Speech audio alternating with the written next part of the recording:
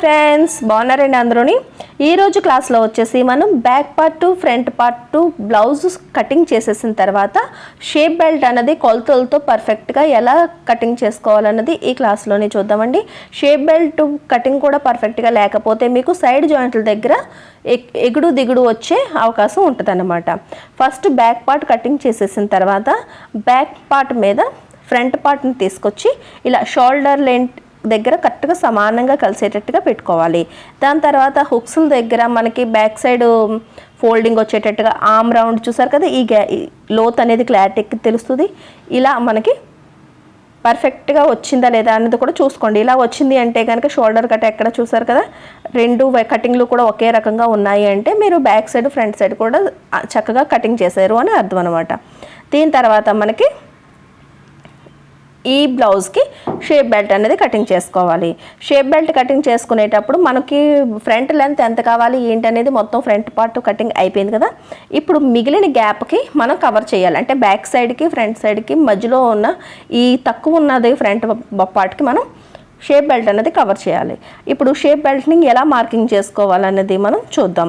ఇప్పుడు ఈ front part ఉంది చూసారా, ఇది బ్యాక్ సైడు, ఈ పైన ఉన్నది ఫ్రంట్కి కింద అంచు ఉంది కదా, ఈ అంచుకి మనం ఖర్చుల కోసం అని చెప్పేసి ఒక మార్కింగ్ పెట్టుకోవాలి. ఈ ఫ్రంట్ అంచు నుంచి పైకి ఒక అరెంజ్ మార్కింగ్ అన్నది చేసుకోవాలి. ఎందుకు అంటే అది స్టిచ్చింగ్ చేసేటప్పుడు అది ఖర్చుల్లోకి వెళ్ళిపోద్ది అనమాట. ఒక అరెంజ్ అన్నది మనం అంటే ఒక పావించ్ మార్జిన్తో మనం స్టిచ్చింగ్ చేస్తే అటు షేప్ బెల్ట్ వైపు పావు, ఫ్రంట్ పార్ట్కి పావించి ఇక్కడ ఖర్చులకి పోద్ది అనమాట. అందుకని ఇలా మనం అరెంజ్ అన్నది మనకి మీరు ఇలా మార్కింగ్ చేసుకోండి. అంటే హుక్స్ల వైపు ఫ్రంట్ పార్ట్ అంచు నుంచి పైకి అరెంజ్ మార్కింగ్ చేసుకున్నాం. అలాగే ఈ సైడ్ జాయింట్ల వైపు కూడా ఇటువైపు కూడా ఒక అరెంజ్ అన్నది పైకి మార్కింగ్ చేసుకున్నాం అన్నమాట. అంటే కింద అంచు నుంచి పైకి అరెంచు. ఇప్పుడు ఈ అరెంచు దగ్గర నుంచి బ్యాక్ సైడ్ మొత్తం నడుం వరకు ఇలా మొత్తం బ్యాక్ సైడ్ వరకు కూడా ఎంత ఉన్నది అన్నది చూసుకోవాలన్నమాట. అది మీరు ఒకవేళ మర్చిపోయేటట్టయితే కనుక పక్కన రాసుకోండి. 3.5 ఇంచీలు ఉన్నది.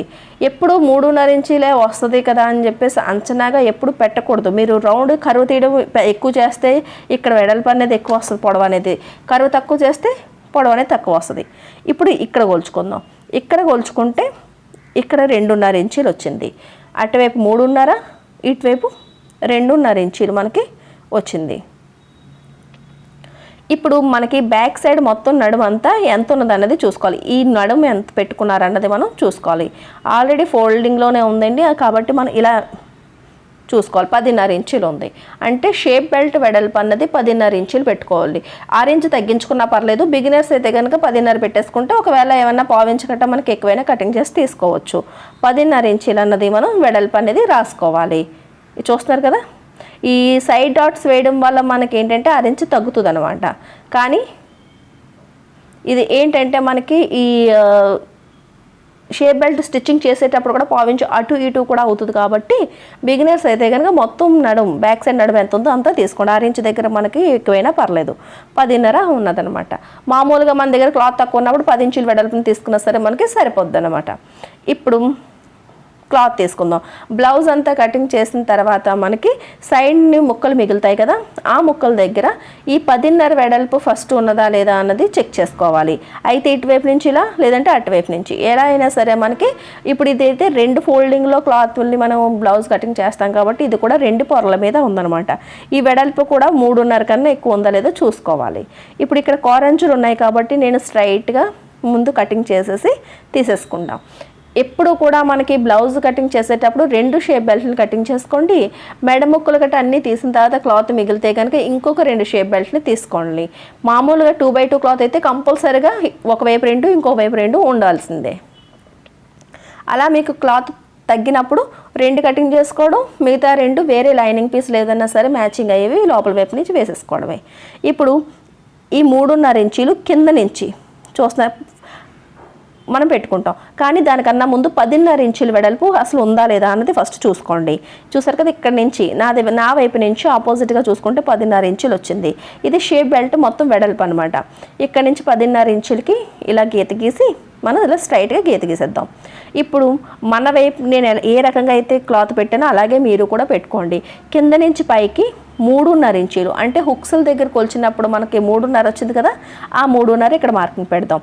ఈ గీత దగ్గర ఈ 2.5 ఇంచీలు పెట్టుకోండి. ఇలా ఈ 2.5 ఇంచీలు ఈ గీత దగ్గర పెట్టుకోండి. కింద వైపు ఇక్కడ మధ్యలోని ఇక్కడ ఇలా క్రాస్గా చూసారా, ఇలా ఈ యాంగిల్లో స్టార్ట్ చేసుకొని కింద వైపు ఇక్కడ మధ్యలో ఏంటంటే అతిగా కిందకి వచ్చేయకండి. నెమ్మదిగా ఇక్కడ నుంచి ఇక్కడికి కలపడానికి ట్రై చేయండి. షేప్ వస్తుంది, ఆటోమేటిక్గా మీకు షేప్ వస్తుంది. ఎందుకంటే అది 3.5, ఇది 2.5, 1 ఇంచ్ డిస్టెన్స్ అన్నది మనకు ఉంది కాబట్టి పొడవులోని ఆటోమేటిక్గా మీకు షేప్ అనేది వస్తుంది అనమాట. అతిగా రౌండ్గా తేడం కోసం చేసినా సరే పైకి వెత్తి పెడుతూ ఉంటుంది మీరు బ్లౌజ్ వేసుకున్న తర్వాత. అలా చేయొద్దు. ఇప్పుడు మనకి ఖర్చులకు కూడా అన్నీ పోయిన తర్వాత కూడా డాట్స్ వేసిన తర్వాత క్లాత్ పైకి వెళ్తుంది. ఈ మధ్యలోని ఇది మనకి షేప్ బెల్ట్ వెడల్పుగానే ఉంటుంది కాబట్టి పైకి వెళ్ళినా సరే మనకి ఇది సరిపోద్ది అనమాట.